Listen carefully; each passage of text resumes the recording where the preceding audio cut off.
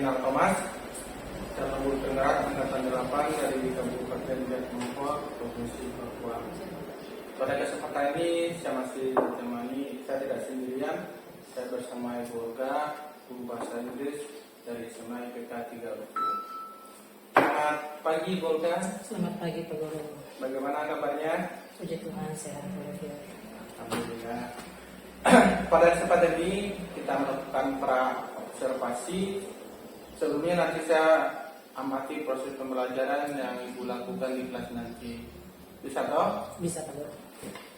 Adapun tujuan dari observasi ini adalah untuk mengevaluasi proses pembelajaran yang akan Ibu lakukan dan kenapa pada hari ini kita melakukan percakapan observasi sebagai persiapan awal sebelum Ibu melakukan pembelajaran di kelas, sehingga bisa memberikan gambaran atau bayangan bagaimana Ibu akan melakukan pembelajaran di kelas nanti. Sebelumnya ada beberapa hal pertanyaan-pertanyaan yang saya ajukan kepada Ibu sebelum melakukan observasi di kelas nanti. Ya Bu ya? Ya. Yang pertama, apa tujuan pembelajaran yang akan Ibu capai?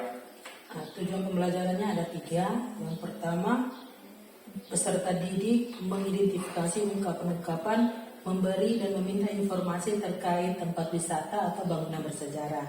Yang kedua, peserta didik dapat menjelaskan fungsi sosial, struktur, dan unsur kebahasaan dari ungkapan, meminta, dan memberi informasi terkait tempat wisata. Yang ketiga, peserta didik dapat membuat sebuah teks deskripsi sederhana. Ada 3 tujuan pembelajaran yang akan Ibu capai. Ya. Area bagaimana yang akan Ibu kembangkan dalam pembelajaran ini? Area pengembangannya ada 2, yaitu pengetahuan dan keterampilan. Pengetahuan itu contohnya apa Bu? Pengetahuannya seperti anak-anak mengidentifikasi fungsi sosial, struktur, dan unsur kebahasaan dari sebuah teks. Sedangkan keterampilan di sini anak-anak membuat sebuah teks deskripsi lisan secara teks deskripsi sederhana berkaitan dengan tempat wisata. Berarti nanti ada proyek atau produk yang dihasilkan Iya, dari ada proyek. tujuan pembelajaran Ibu akan sampaikan nanti. Iya, ada proyeknya nanti. Bagaimana rencana pembelajaran yang akan Ibu terapkan di kelas? Strategi apa yang Ibu gunakan, model pembelajarannya seperti apa, dan metodenya itu seperti apa? Strategi pembelajaran ini nanti digunakan strategi pembelajaran berdiferensiasi, di mana strategi itu kita akan mengelompokkan anak-anak berdasarkan tingkat. Tingkat di sini ada 3. Yang pertama itu yang sangat mudah, yang kedua sedang, yang ketiga tingkat kesulitannya tinggi. Nah, sedangkan metode yang digunakan ini metodenya discovery learning. Discovery, ya. Jadi kenapa mereka menggunakan pembelajaran berdiskusi dan yang based learning ya? Ya. Pada itu program permasalahan. Ya. Bagaimana media pembelajaran yang akan digunakan dalam pembelajaran yang akan Ibu lakukan nanti? Media di sini nanti menggunakan laptop dan juga ada speaker di mana nanti akan memutarkan sebuah video. Soundsnya anak mendengar tentang tempat wisata. Mungkin salah satu contohnya saya ambil tentang Raja Ampat, di mana anak akan mendengarkan dulu teks contohnya. Setelah itu nanti ada gambar-gambar nanti yang kita tunjukkan dan juga contoh-contoh teks di mana bisa membantu anak-anak. Jadi medianya speaker, Ya. laptop, terus Ada teks-teks nanti. teks yang disesuaikan dengan modul. Ya. Kapan Ibu akan melakukan pembelajaran ini? Hari apa dan kelas berapa? Hari Selasa kelas 10 di jam ke-4 dan 5. Jadi nanti pada saat Ibu melakukan proses pembelajaran, saya akan datang ke kelas Ibu untuk melakukan supervisi kelas. Saya akan lihat dan juga mencatat apa saja yang akan terjadi pada proses pembelajaran Ibu nanti. Nanti setelah Ibu melakukan observasi pembelajaran di kelas, kita mengadakan percakapan terakhir yaitu pasca observasi kelas. Nanti didampingi juga dengan pengajar praktek. Sebelum saya mengakhiri percakapan ini, kira-kira yang Ibu dapatkan dari hasil percakapan kita pada hari ini apa? Kalau yang saya dapatkan dari hasil ini, ada gambaran tertentu yang akan disiapkan lebih lanjut nanti pada saat proses pembelajaran di kelas. Apa-apa kita sudah tahu dan rancangannya seperti apa, bahan-bahan apa yang akan disiapkan pada saat presentasi di kelas, kita sudah bisa menyiapkan dari sekarang. Jadi ada gambaran dari dan bayangan untuk persiapan pembelajaran yang akan dilaksanakan ya. Ya. Terima kasih Bu atas waktunya sudah bersedia berbincang mengenai Pak observasi ini. Sampai ketemu di kegiatan aktivitas nanti Bu. Demikian percakapan hari ini. Sampai ketemu di observasi berikutnya di kelas ya Bu ya. Ya. Hari apa tadi? Hari Selasa. Hari Selasa ya. Saya usahakan untuk datang secepat mungkin, datang tepat waktu untuk mempersiapkan dulu apa yang dibutuhkan dalam observasi kelas kita. Terima kasih Bu, selamat pagi.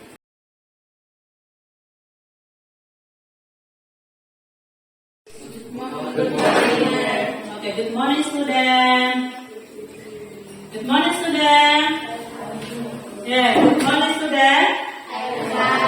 Iya, bukan I'm fine. Good morning itu jawabnya apa? Good morning. How are you today? Good morning. Apa kabar? Oke, thank you student. Sit down please. Silakan dulu. Oke, sebelum kita memulai pembelajaran kita pada pagi hari ini, satu orang ke depan untuk memulai berdoa. Setelah itu baru kita belajar. Silakan yang dipimpin berdoa. Mari.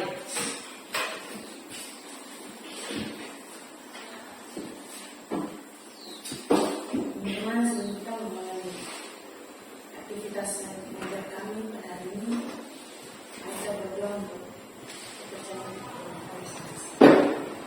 Berdoa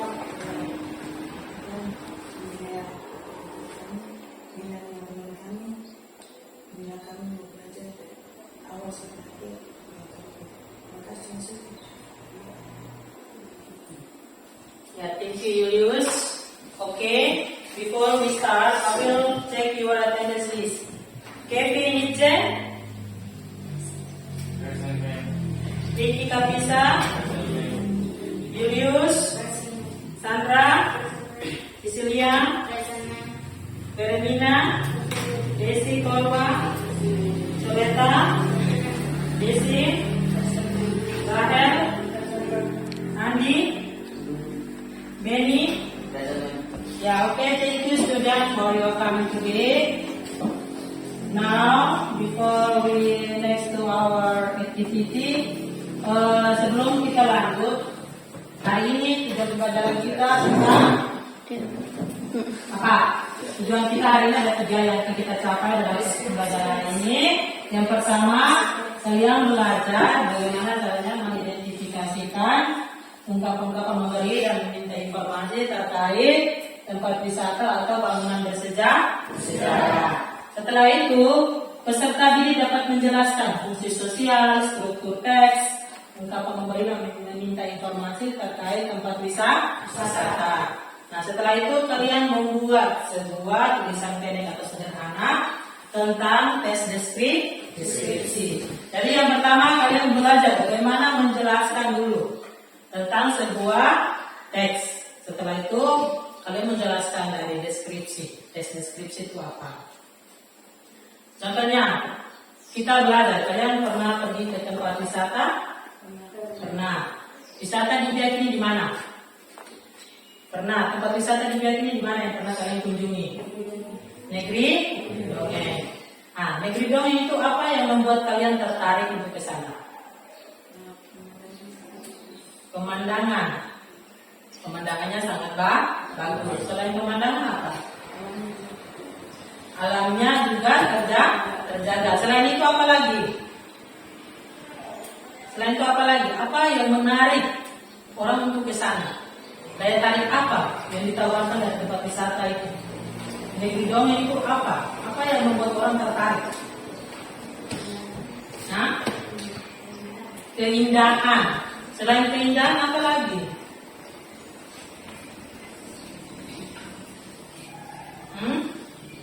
Selain keindahan apa lagi?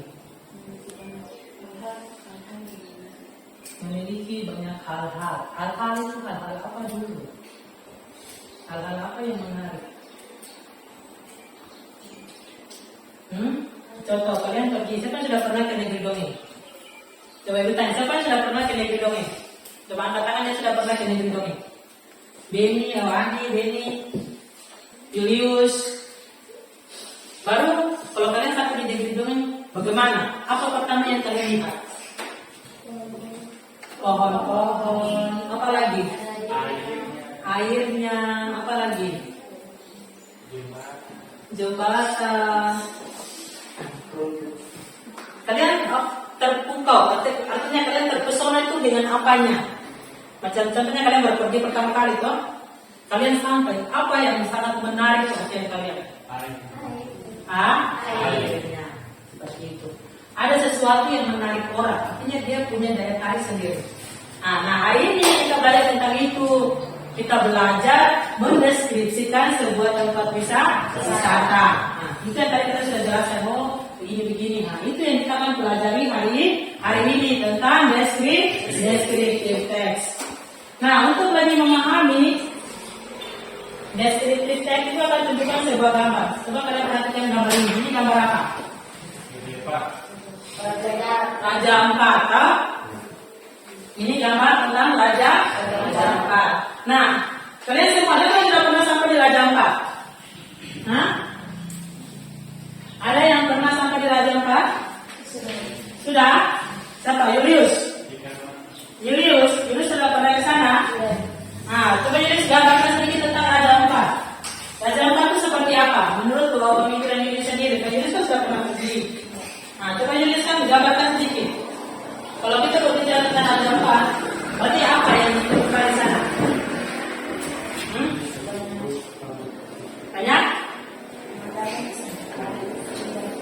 Pemandangannya sangat bagus nih. Nah, setelah itu apa lagi? Yang lain?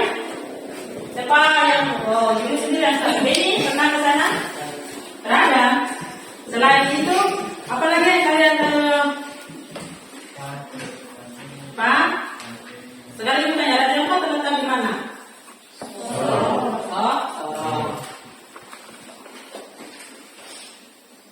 Apa daya tarik dari Raja Ampat itu sehingga orang senang untuk ke sana? Apa yang menarik? Tempat wisata.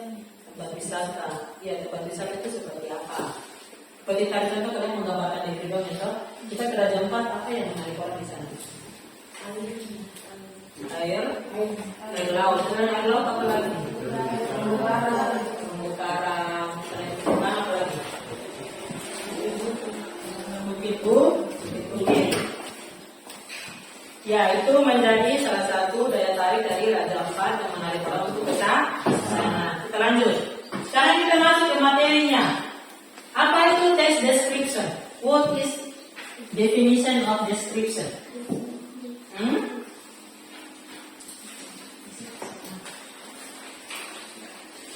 Apa? Descriptive text is a text used to give detailed information about particular object. It describes particular object like things, animals, person, or place. Jadi kita berbicara tentang description, berarti kita berbicara tentang apa yang mau dideskripsikan atau apa yang mau digambarkan, maupun itu tempat, maupun itu hewan, maupun itu orang. Nah, hari ini kita belajar tentang bagaimana kita mendeskripsikan tentang tempat atau apa? Tempat wisata. Tapi berbicara tentang tempat, tapi kita berbicara tentang apa? Place. Kita menggambarkan tentang sebuah tempat.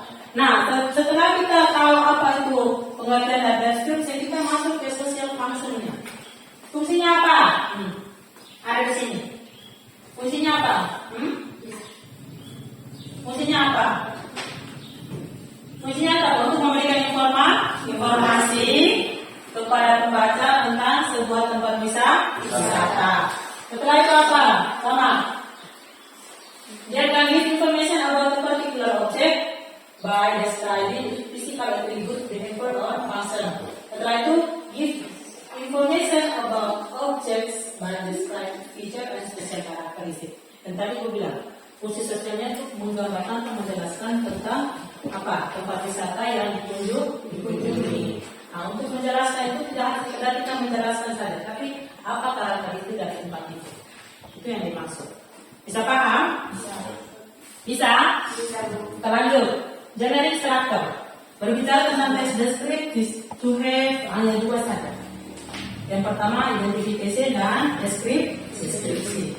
Kalau berbicara tentang identification, berarti kita berbicara tentang gambaran umum. Kita tidak menjelaskan secara terperinci. Berarti dia hanya tentang seperti contoh SMA YPK 3 huruf. Berarti kita menjelaskan secara umum. Itu baru umum. Tapi kalau kalian masuk di description, berarti kalian menjelaskan apa-apa saja yang ada di dalam SMA YPK 3 huruf. Nah itu kita sudah masuk di description. Bisa? Bisa atau tidak? Bisa. Ya. Jadi ada generic structure, ada description. Sekarang kita lanjut language feature-nya. Language feature sini kita unsur kebahasaannya ini kebanyakan kita menggunakan simple present tense. Setelah itu ada using working verb, ada use action verb material, setelah ada use adjective, ada kata sifatnya atau ada verbnya, ada noun juga. Noun itu kata benda. Tadi bilang ada adjective. Adjective itu kata sifat. Kata sifat itu menggambarkan apa? Seperti kalian berbicara karakter. Karakter itu berarti kita bicara tentang sifat seseorang, sifat tempat itu. Seperti itu. Bisa? Kita lanjut lihat materi yang berikutnya. Tadi kita sudah lihat tentang Raja Ampal. Nah, Raja Ampal itu juga termasuk salah satu tempat wisata yang terkenal di Papua. Setelah ini kita bentuk kelompok, kita bentuk dalam kelompok, kita kerjakan LKPD tentang materi hari ini yang kita bahas. Dan sampai soal nanti kalian bisa berdiskusi dengan teman untuk lebih paham tentang materi hari ini yang kalian pelajari. Silakan bentuk dalam bentuk kelompok.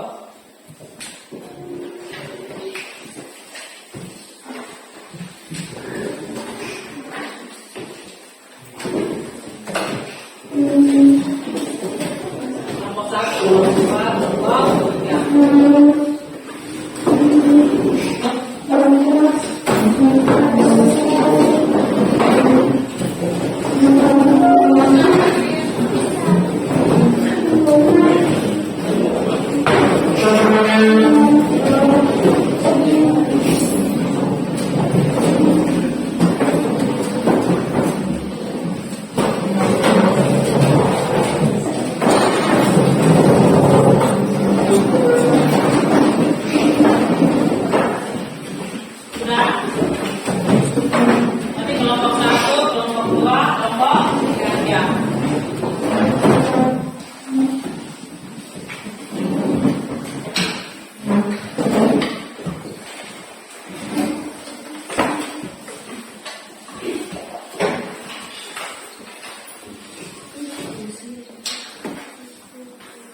Ya sudah, semua sudah dapat? Ya, diperhatikan baik-baik tentang tesnya tentang pink beach, pantai berwarna pink. Situ kalian baca baik-baik, ada beberapa pertanyaan yang membantu kalian untuk memahami. Di situ dia tanya what is the kind of the text. Itu pada tinggal berdiskusi dengan teman-teman. Setelah itu ada pertanyaan why people call pink beach. Setelah itu what is the structure, how many species. Setelah itu what is the social function. Jadi ada 5 pertanyaan yang membantu kalian untuk berdiskusi dengan teman-teman kalian guna untuk menemukan jawaban yang tepat. Bisa? Ya silakan kelompoknya kalian berdiskusi mengenai pertanyaan ini. Pertanyaan ini jawab berdasarkan teks ini. Bisa tak? Oke, silakan. Nanti jawab pertanyaan ini berdasarkan teks yang ada ini. Bisa kan? Kelompoknya kalian tentang ini. Bisa kan? Ya, kalau biasanya kan tadi kita bicara sekali. Kalau bicara tentang sesuatu, nanti bicara tentang poin saja, identifikasi dan deskripsi. Jadi kalian jelaskan bagaimana yang masuk.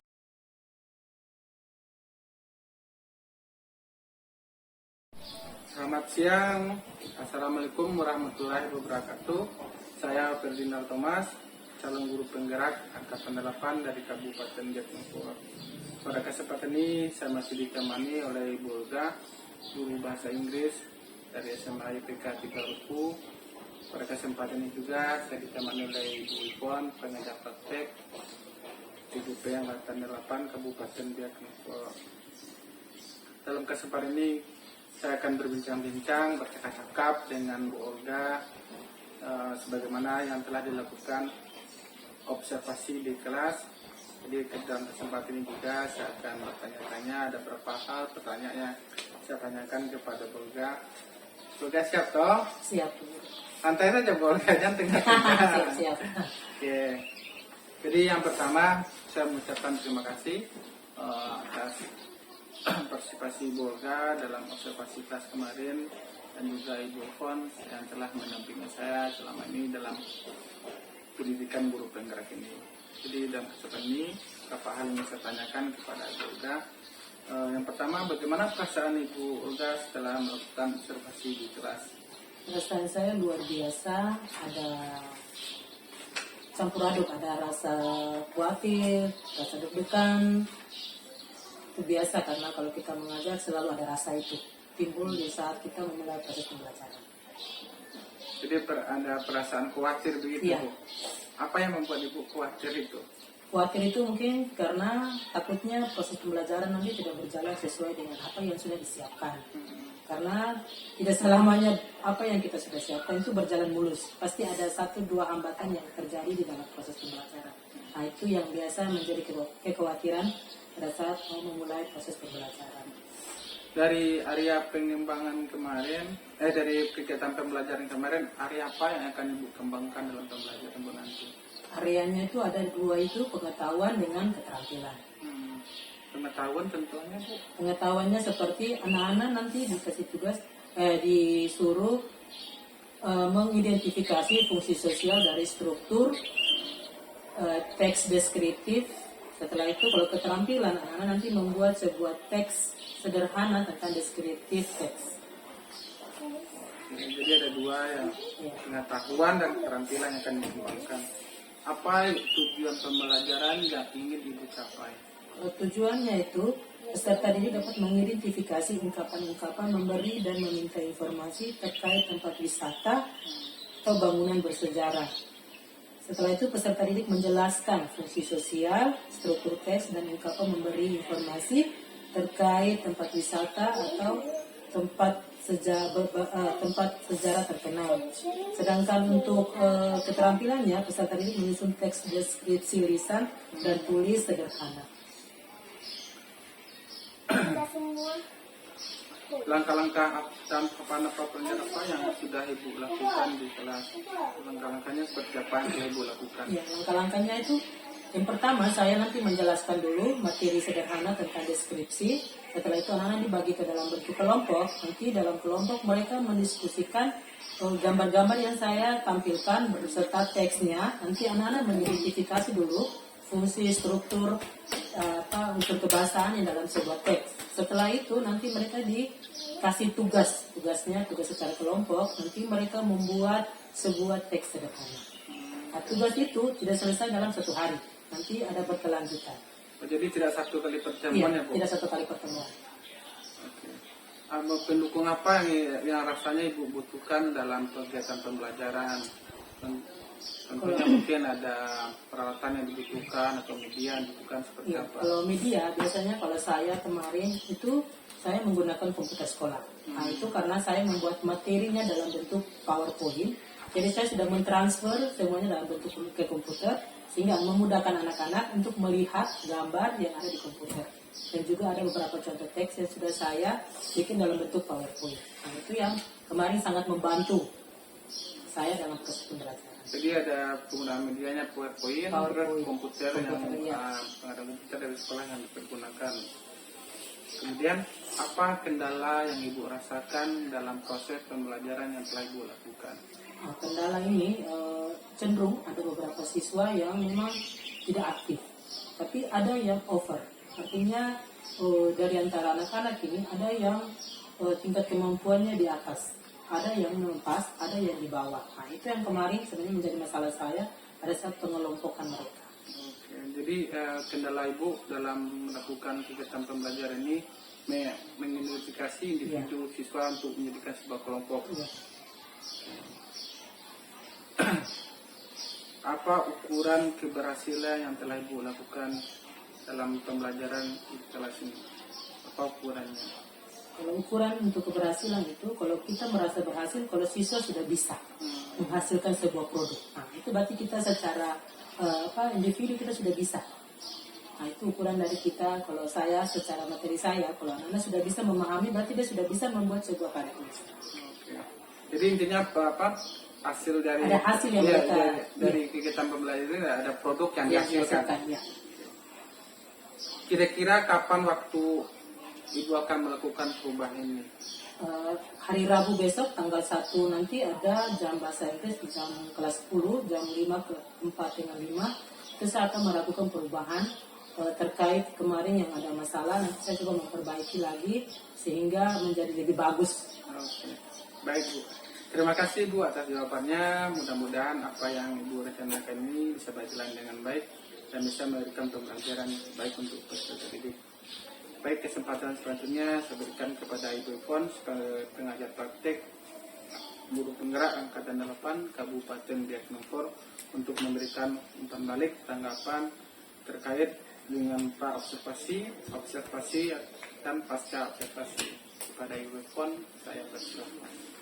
Baik, terima kasih. Selamat siang Bu Olga, Pak Ferdi. Selamat siang. Ya, saya sudah melihat pasca observasinya dan RPP tadi. Sudah saya lihat. Intinya di sini bahwa untuk bisa menjawab kebutuhan siswa kita harus bisa lebih bijak membuat strategi pembelajaran diferensiasi itu. Sehingga minat, karakter, persiapan belajar, profil gaya belajar bisa terjawab. Nah, sehingga tujuannya satu, mereka bisa memahami materi pelajaran.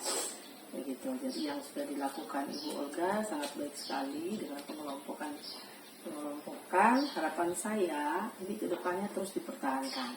Jadi bukan saja dalam sesi pendidikan guru penggerak, tetapi dalam setiap pembelajaran Bu Olga maupun Pak Ferry selaku CKP nanti berikutnya jadi KP ya. Insya Allah Bu. Ya, itu bisa terus dipertahankan sehingga anak-anak bisa memahami pelajaran dengan baik sekali. Begitu. Kemudian itu juga harus diimbaskan kepada siswa, guru-guru yang lain sehingga akhirnya semua bisa sama-sama belajar bagaimana memahami anak di dalam kelas sesuai dengan kebutuhannya. Demikian dari saya Bapak. Baik Bu, terima kasih Bu Ivon atas pembaliknya, masukan dan caranya pasca observasi hari ini. Demikianlah rangkaian supervisi akademik yang saya lakukan mulai dari kegiatan pra-observasi, kegiatan observasi kelas, dan kegiatan pasca observasi. Saya mengucapkan banyak terima kasih pada Ibu Olga, pada Ibu Ivon, dan saya akhiri Assalamualaikum warahmatullahi wabarakatuh. Selamat siang. Ya.